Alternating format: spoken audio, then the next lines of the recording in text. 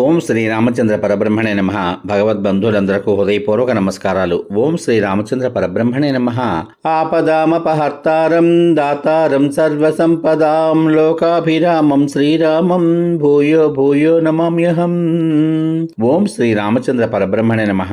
శ్రీ వాల్మీకి రామాయణము 5వ కాండ అయిన సుందరకాండ ఎందలి 58వ సర్గయందలి గల 166 శ్లోకములలో 1వ శ్లోకం నుండి 87వ శ్లోకం వరకు మొదటి భాగంగా జాంబవంతుడు అడుగగా హనుమంతుడు తాను లంకకు బయలుదేరినది మొదలు జరిగిన విషయములను చెప్పుట అనే కథలో మొదటి భాగంగా విందాం.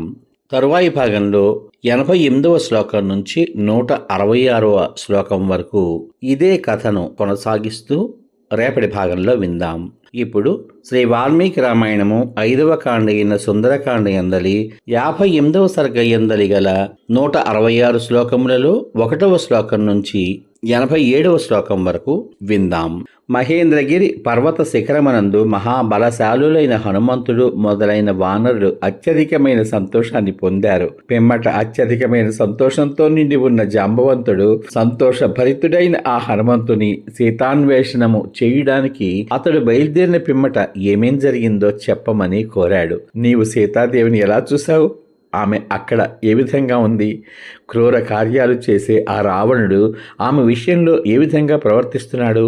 ఈ విషయాలన్నీ జరిగినట్లు మాకు చెప్పు. విషయం తెలిసిన పిమ్మట చేయవలసిన పనిని గురించి ఆలోచిద్దాం. మనం అక్కడికి వెళ్ళిన పిమ్మట ఏ విషయాలు చెప్పాలో, ఏ విషయాలు రహస్యంగా ఉంచాలో బుద్ధిమంతుడవైన నీవు స్పష్టంగా చెప్పు అని అడిగాడు. జాంబవంతుడు ఆ విధంగా ఆజ్ఞాపించగా హనుమంతుడు శరీరం గగుర్పాటు చెందగా తల వంచి సీతాదేవికి నమస్కరించి ఈ విధంగా పలికాడు. సముద్ర దక్షిణ తీరాన్ని చేరాలి అనే ఉద్దేశ్యంతో సావధాన చిత్తుడనై నేను మీ ఎదుటనే మహేంద్ర పర్వతం నుండి ఆకాశంపైకి ఎగిరాను కదా. నేను వెళ్ళేటప్పుడు ఒక భయంకరమైన విఘ్నం వంటిది ఏర్పడింది. నాకొక దివ్యము సుందరము అయిన బంగారు శిఖరం కనబడింది.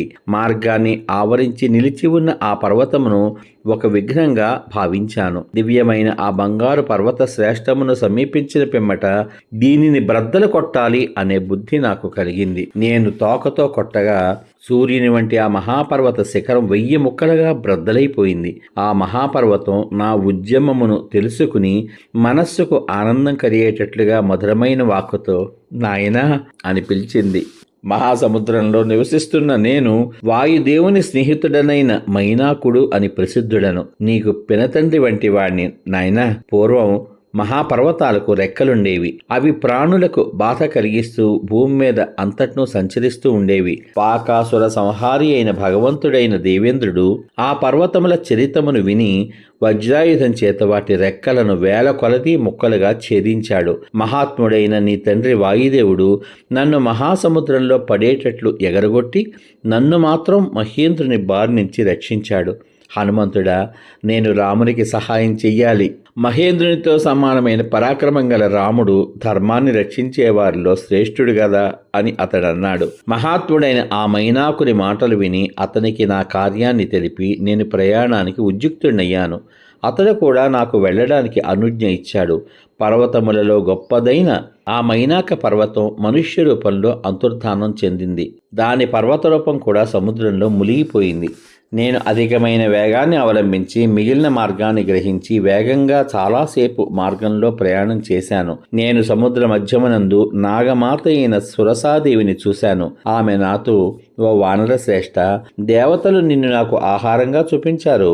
అందువలన నిన్ను భక్షిస్తాను. నీవు చాలా కాలానికి నాకు లభించావు అంది. సురస మాటలు విని నేను అంజలి ఘటించి నమస్కరిస్తూ నిలిచి భయం చేత పాలిపోయిన ముఖంతో దశరథ కుమారుడు, లక్ష్మీ సంపన్నుడు, శత్రు సంహారకుడు అయిన రాముడు సోదరుడైన లక్ష్మణునితోనూ సీతతోనూ కలిసి దండకారణ్యాన్ని ప్రవేశించాడు. దుష్ట బుద్ధి అయిన రావణుడు రాముని భార్య అయిన సీతను హరించాడు. నేను రాముని ఆజ్ఞ చేత ఆమె వద్దకు దూతగా వెళ్తున్నాను.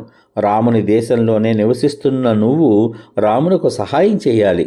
లేదా నేను సీతను రాముణ్ణి చూసి నీకు ఆహారంగా నీ ముఖంలో ప్రవేశిస్తాను. నిజంగా ప్రతిజ్ఞ చేసి చెబుతున్నాను అని చెప్పాను. స్వేచ్ఛానుసారం రూపాలు ధరించగలిగిన ఆ సురస నా మాటలు విని నన్నెవడూ దాటిపోజాలడు.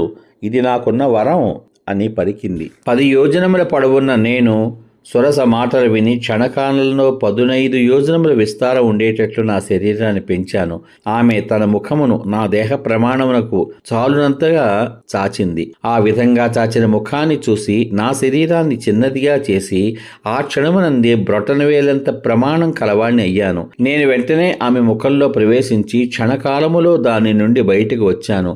అప్పుడు సురస తన నిజ స్వరూపంతో, సౌమ్యుడైన ఓ వానర శ్రేష్ఠ, కార్యసిద్ధి కొరకై సుఖంగా వెళ్ళు, సీతను మహాత్ముడైన రామునితో చేర్చు, సుఖంగా ఉండు, నీ విషయంలో చాలా సంతోషించాను అని పలికింది. నన్ను అక్కడ ఉన్న సకల ప్రాణులు బాగు బాగు అని ప్రశంసించాయి. పిదప నేను గరుత్మంతుని వలె విశాలమైన ఆకాశంలో ఎగిరాను. ఇంతలో నా నీడను ఎవరో పట్టుకున్నారు. నాకేదీ కనబడలేదు. వేగం తగ్గిపోగానే నేను 10 దిక్కులు చూశాను. కానీ నా గమన వేగాన్ని అడ్డగించినది ఏదీ నాకు కనబడలేదు. ఈ ప్రదేశమునందు ఎవరూ కనబడడం లేదే. కానీ నా గమనమునకు ఈ విధంగా విఘ్నం ఎలా కలిగింది, ఏమిటది అని నాకు ఆలోచన వచ్చింది. ఇట్లు ఆలోచిస్తూ నేను కింది వైపు దృష్టి ప్రసరింప చేయగా నీటిలో శయనించి ఉన్న భయంకరురాలైన ఒక రాక్షస స్త్రీ కనబడింది. ఆమె వికటాట్టహాసం చేస్తూ నాతో నిశ్చయంగాను ఏమాత్రం వెరపు లేకుండాను ఈ చెడ్డ వాక్యాన్ని పలికింది. ఓ పెద్ద శరీరం కలవాడా, ఎక్కడికి వెళ్తావు? ఆకలిగా ఉన్న నా శరీరం చాలా కాలం నుండి ఆహారం లేకుండా ఉంది. నాకు ఇష్టమైన ఆహారం అయి ఈ దేహానికి తృప్తి కలిగించు అని పలికింది. తప్పక అట్లే చేస్తాను అని పలుకుతూ నేను ఆమె మాటలకు అంగీకరించి నా దేహమును ఆమె ముఖము ప్రమాణము కంటే అధికంగా ఉండేటట్లు పెంచాను. నన్ను భక్షించడానికై చాలా పెద్దది భయంకరము అయిన ఆమె ముఖం కూడా పెరిగిపోయింది. ఆమెకు నన్ను గూర్చిగాని నేను చేయదలిచిన వికారమును అంటే ఆమెను చంపే ఉపాయమును గూర్చి గాని బాగుగా తెలియలేదు. పిదప నేను మరుక్షణంలో విశాలమైన నా రూపాన్ని చిన్నది చేసి ఆమె గుండెకాయను త్రుంచి తీసుకుని ఆకాశంలోకి ఎగిరాను. పర్వతము వంటి ఆమె హృదయాన్ని నేను ఛేదించి వేయడం చేత ఆమె చేతులు చాపి లవణ సముద్రంలో పడిపోయింది. అప్పుడు ఆకాశమునందు గుమిగూడిన సిద్ధులు చారణులు హనుమంతుడు భయంకర రాక్షసి అయిన సింహికను శీఘ్రంగా చంపివేశాడు అని అంటూ ఉండగా విన్నాను. నేను ఆ సింహికను చంపి తొందరగా చేయదగిన కర్తవ్యాన్ని గూర్చి మరల స్మరిస్తూ చాలా దూరం ప్రయాణం చేసి వృక్షములచే అలంకరింపబడిన లంకా పట్టణాన్ని, సముద్ర దక్షిణ తీరాన్ని చూశాను. సూర్యుడు అస్తమించిన పిదప నేను భయంకరమైన పరాక్రమంగల రాక్షసులకు కనబడకుండా రాక్షస నివాసమైన లంకా పట్టణం ప్రవేశించాను. నేను నగరంలో ప్రవేశిస్తూ ఉండగా ప్రళయకాల మేఘం వలె ఉన్న ఒక స్త్రీ అట్టహాసం చేస్తూ నా ఎదుట లేచి నిలబడింది. మండుచున్న అగ్ని వంటి కేశములు గల చాలా భయంకరురాలైన ఆమె నన్ను చంపడానికి ఉద్యమించగా నేను ఆమెను ఎడమ చేతి గుద్దుతో ఓడించి ప్రదోష సమయమునందు ప్రవేశించాను.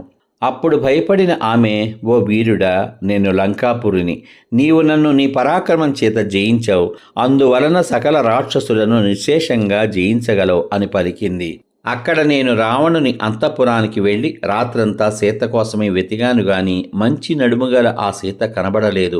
రావణుని గృహంలో సీత కనబడకపోవడం చేత నేను శోక సముద్రంలో పడి దాని అంతము చూడలేకపోయాను. దుఃఖాక్రాంతుడనైన నేను చుట్టూ దీర్ఘమైన బంగారు ప్రాకారం ఉన్న రావణుని గృహానికి దగ్గరగా ఉన్న ఉత్తమమైన ఉద్యానమును చూశాను. నేను ప్రాకారము దాటి అనేక వృక్షములతో కూడిన ఉద్యానమును చూశాను. అశోకవన మధ్యమునందు పెద్ద సింసుపా వృక్షం ఉంది. దానిని ఎక్కి బంగారు అరటి చెట్ల తోపు చూశాను. సింసుపా వృక్షమునకు దగ్గరనే ఉత్తమమైన శరీర ఛాయ గల యవ్వన మధ్యురాలైన సీతను చూశాను.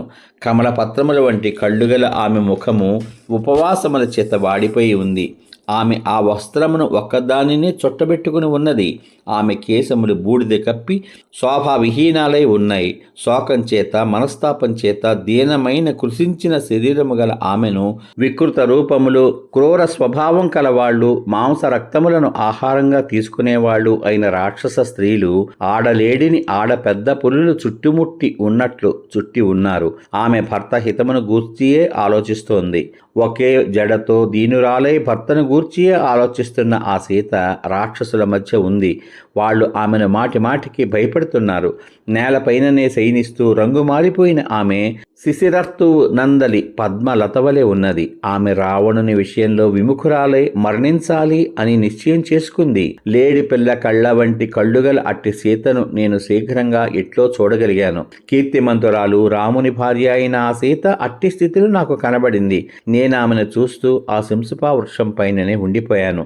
ఇంతలో రావణుని గృహంలో వడ్డాణముల ధ్వనితోనూ అందెళ్ల ధ్వనితోనూ కలిసిన చాలా గంభీరమైన కోలాహలం వినబడింది. అప్పుడు నేను చాలా భయపడి నా రూపాన్ని చిన్నదిగా చేసుకుని దట్టమైన శంసుపా వృక్షము మీద పక్షి వలె దాగి ఉన్నాను. ఇంతలో మహాబలశాలి అయిన రావణుడు అతని భార్యలు సీత ఉన్న ప్రదేశానికి వచ్చారు. సీత ఆ రావణుని చూసి తొడలను బాహువులచే దగ్గరగా ముడుచుకుని బాహువుల చేత దగ్గరగా ముడుచుకుని బలిసిన స్తనములను బాహువులచే ఆచ్ఛాదించుకున్నది. ఆమె చాలా దిగులు చెంది భయపడుతూ రక్షకులెవ్వరూ లేక ఇటు అటు వణికిపోతోంది. ఈ విధంగా చాలా దుఃఖితురాలై దైన్యంతో ఉన్న ఆమెతో రావణుడు తల క్రిందికి వంచి నేలపై వ్రాలి, నన్ను అంగీకరించు అంటూ, గర్వితురాలైన సీత, నీవు దర్పం చేత నన్ను అంగీకరించకపోతే 2 మాసముల గడువు దాటిన పిమ్మట నీ రక్తాన్ని త్రాగుతాను అని పలికాడు. దుర్బుద్ధి అయిన రావణుడు పలికిన ఈ మాటలు విని సీత చాలా కోపించినదై ఉత్తమమైన వాక్యాన్ని పలికింది. ఓ రాక్షసాధమా, అమితమైన తేజస్సు గల రాముని భార్యను, ఇక్ష్వాకు వంశానికి ప్రభువైన దశరథుని కోడల్ని అయిన నా విషయంలో ఈ విధంగా ఆడకూడని మాట్లాడుతున్న నీ నాలుక ఎందుకు పడిపోవడం లేదు? నా భర్త దగ్గర లేనప్పుడు ఆ మహాత్ముడు చూడకుండా నన్ను అపహరించి తీసుకుని వచ్చిన నీ పరాక్రమం అత్యల్పమైనది. నీకు రామునికి పోలికే లేదు. నీవు రామునికి దాసుడిగా ఉండడానికి కూడా తగవు. రాముడు యాగాలు చేసేవాడు, సత్యవాది, యుద్ధములలో ప్రశంసలు అందుకున్నవాడు. రావణుడు జానకి పలికిన ఈ పరుషవాక్యాలు విని కోపంతో చితలో ఉన్న అగ్ని వలె వెంటనే మండిపడ్డాడు. అతను క్రూరములైన నేత్రాలు పెద్దవి చేసి కుడి పిడికిలి ఎత్తి సీతను చంపడానికై ఉద్యమించాడు. అది చూసి అక్కడ ఉన్న స్త్రీలందరూ హాహాకారాలు చేశారు. అప్పుడు దురాత్ముడైన ఆ రావణుని భార్య అయిన ఉత్తమురాలైన మండోదరి స్త్రీల మధ్య నుంచి శీఘ్రంగా ముందుకు వచ్చి అతన్ని నివారించింది. మన్మథ పీడితుడైన అతనితో ఆమె మధురంగా, మహేంద్రునితో సమానమైన పరాక్రమం కలవాడా, నీకు ఈ సీతతో ఏమిటి పని? నీవు దేవకన్యలతోనూ గంధర్వ కన్యలతోనూ యక్ష కన్యలతోనూ కూడి క్రీడించు. నీకు సీతతో ఏం ప్రయోజనం అని పలికింది. పిమ్మట ఆ స్త్రీలందరూ కలిసి మహాబలవంతుడైన ఆ రాక్షసుని అనుగ్రహింపచేసుకుని వెంటనే గృహంలోకి తీసుకువెళ్లారు. రావణుడు వెళ్లిపోయిన పిదప వికృతములైన ముఖములు గల రాక్షస స్త్రీలు, క్రూరములు, చాలా దారుణములు అయిన మాటలతో సీతను భయపెట్టారు. జానకి ఆ రాక్షస స్త్రీల మాటలను గడ్డి పరకను వలె నిర్లక్ష్యం చేసింది. ఆ స్త్రీల గర్జనలన్నీ సీత విషయంలో వ్యర్థమైపోయాయి. పచ్చి మాంసం తినే ఆ రాక్షస స్త్రీలు తమ గర్జనలు వ్యర్థం అవడం చేత ఏమీ చేయజాలక గొప్పదైన ఆ సీత నిశ్చయాన్ని రావణునికి తెలిపారు. పిమ్మట ఆ స్త్రీలందరూ కలిసి సీత మనసు మార్చే ఆశ వదులుకుని ఆ ప్రయత్నం మానివేసి సీత చుట్టూ పండుకుని నిద్రించారు. ఆ రాక్షస స్త్రీలు నిద్రపోయిన పిమ్మట భర్త హితమునే కోరు ఆ సీత దీనురాలై జాలి కలుగునట్లు విలపించి చాలా దుఃఖిస్తూ అధికంగా ఏడ్చింది. ఆ రాక్షస స్త్రీల మధ్యలో ఉండి త్రిజట అనే రాక్షసి లేచి ఈ విధంగా పలికింది, మిమ్ములను మీరే శీఘ్రంగా తినండి. జనకుని కూతురు పతివ్రత దశరథుని కోడలు అయిన సీత మాత్రం నశించదు. ఇప్పుడు నాకు ఒక భయంకరమైన గగుర్పాటు కలిగించే స్వప్నం వచ్చింది. అది రాక్షసుల నాశనాన్ని, ఆమె భర్త విజయాన్ని సూచిస్తోంది. ఈ సీతను ప్రార్థిద్దాం. ఈమె రాముని నుండి రాక్షస స్త్రీలందరినీ కూడా రక్షింప సమర్థురాలు. నాకు ఈ విధంగా చేయడం మంచిది అని తోస్తోంది అని పలికింది. సమాప్తం. ఇంతవరకు మీరు శ్రీ వాల్మీకి రామాయణము 5వ కాండ అయిన సుందరకాండ యందలి 58వ సర్గయందలి గల 166 శ్లోకములలో 1వ శ్లోకం నుంచి 87వ శ్లోకం వరకు గల అన్ని శ్లోకముల యొక్క వచన భావసారాన్ని జాంబవంతుడు అడుగగా హనుమంతుడు తాను లంకకు బయలుదేరినది మొదలు జరిగిన విషయములు చెప్పుట అనే కథలో మొదటి భాగంగా విన్నాం. రేపటి భాగంలో శ్రీ వాల్మీకి రామాయణము 5వ కాండ అయిన సుందరకాండ యందలి 58వ సర్గయందలి గల 166 శ్లోకములలో 88వ శ్లోకం నుండి 166వ శ్లోకం వరకు కూడా గల అన్ని శ్లోకముల యొక్క వచన భావసారాన్ని ఇదే కథకు కొనసాగింపుగా విందాం. ఓం శ్రీ రామచంద్ర పరబ్రహ్మణే నమః. శ్రీరామ రామ రామేతి రమే రామే మనోరమే సహస్రనామ తత్తుల్యం రామనామ వరాననే. ఓం శ్రీ రామచంద్ర పరబ్రహ్మణే నమః. సర్వే జనా సుఖినో భవంతు. శుభమస్తు. స్వస్తి.